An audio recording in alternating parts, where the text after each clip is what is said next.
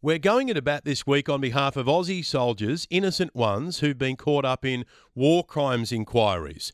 And there was an important speech on this in New South Wales Parliament from Michael Kemp MP.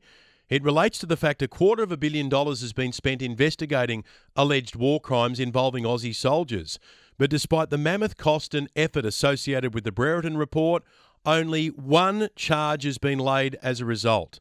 Lives have been ruined. Marriages and jobs have buckled under the pressure.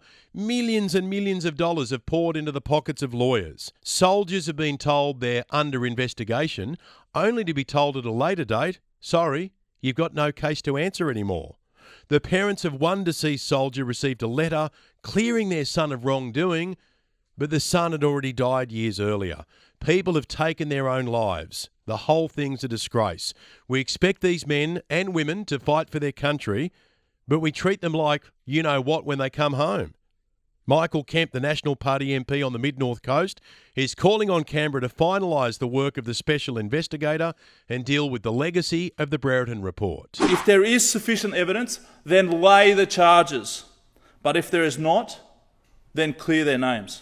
And Michael Kemp has reminded us just how fragile the world was when a lot of these people went into battle. We just had 9/11 and the Bali bombings and terror attacks around the globe. We responded by deploying our special forces to dismantle terror networks.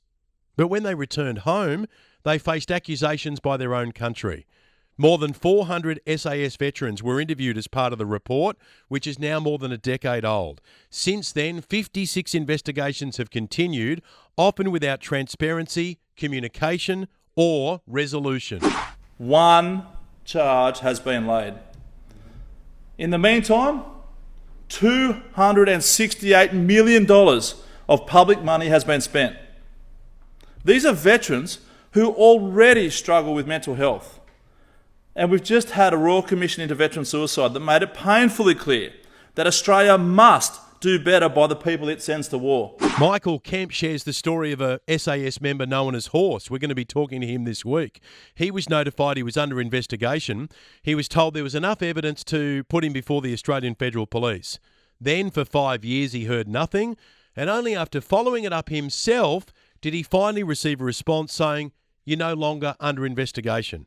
Michael Kemp says veterans live with the constant feeling of surveillance and never being able to relax or live normally. The SAS Association has drained its own funds, supporting members through legal costs. Money that should be going to welfare and support, not barristers and solicitors. And this week we'll also catch up with the mum and dad of Sean McCarthy.